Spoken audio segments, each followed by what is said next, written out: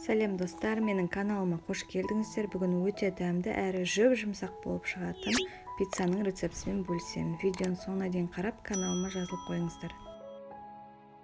Пиццамыздың қамыры жұқа, арнайы ресторан немесе пиццериядағыдай, тіпті одан да дәмді, әдемі болып шығады. Алдымен пиццамыздың қамырын дайындаймыз. Шұңғыл ыдысқа ұнымызды салып, ұнды міндетті түрде електен өткізіңіздер. Және де осы ұнның ортасын ашып, бөлме температурасындағы суымызды қосамыз. Суды қосып болған соң ашытқы, тұз, қант және де зәйтүн майын қосамыз. Барлық заттардың толық мөлшерін описанияға қалдырамын, сол жақтан көре аласыздар.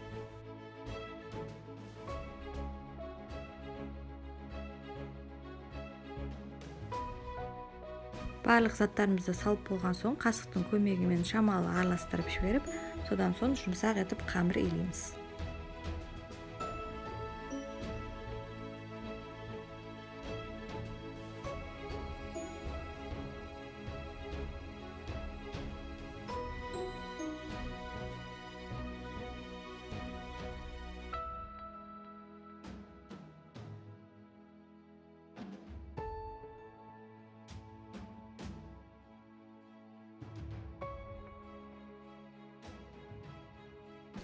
Пиццамыздың қамырының жұмсақ әрі дәмді болып шығуының сыры ол жақсы иленген қамырда. Сол себепті қамырды жақсылап илеп аламыз.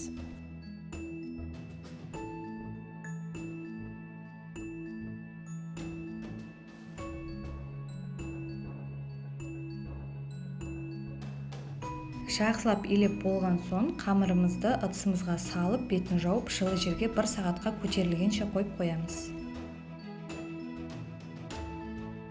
Мінекей біздің қамырымыз 2 еселенді. Енді осы қамырымызды 2-ге бөліп, тағы да бір илеп аламыз.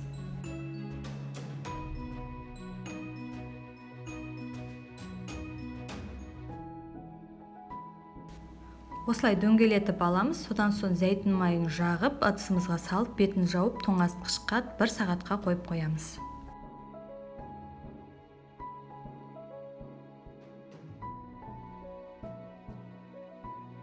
Қамырымызды тоңазытқышқа жібергеннен кейін пиццамыздың соусын дайындаймыз. Қызанақтың астын осылай тіліп аламыз. Содан соң қайнап тұрған суымызды құйып, бетін жауып 5-10 минутқа қойып қоямыз. Сонда қабығы оңай ашылатын болады.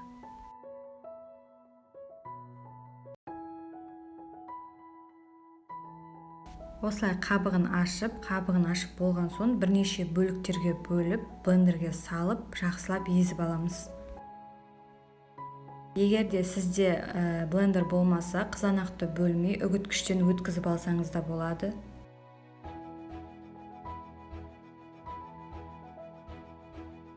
Блендерден өткізіп болған соң осылай ыдысқа салып дайындап қойдым.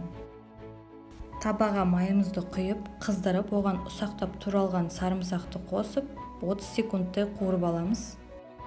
Содан соң орегано мен базилик қосып, 1-20 секундтай қуырамыз.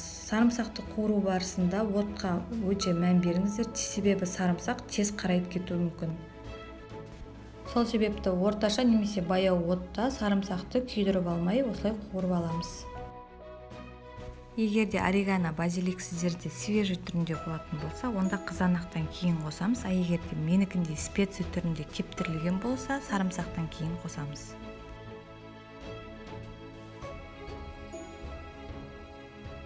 Шамамен 20-30 секундтай қуырып болған соң қызанағымызды қосамыз.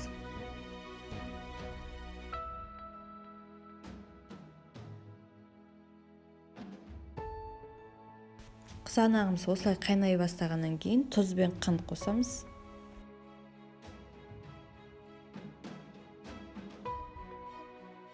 Жақсылап араластырып, отта 1-2 минут ұстаймыз. Осылай араластырып отырамыз. Осымен соусымыз дайын. Пергамент қағазын төсеп, үстіне шамалы ұн сеуіп, қамырымызды жаямыз. Осылай қолмен немесе оқтаумен жайсаңыздар болады. Мен описаниеда көрсеткен заттардың мөлшерінен диаметрі 28 см-ден 2 пицца шығады. Сонымен қатар пиццаның қамырын тоңазытқышта 1 күн, ал мұздатқышта 1 айға дейін сақтауға болады. Қолданар алдында бірақ алдын ала шығарып қойыңыздар. Осылай пиццамыздың формасын беріп болған соң, үстіне соусын жағамыз.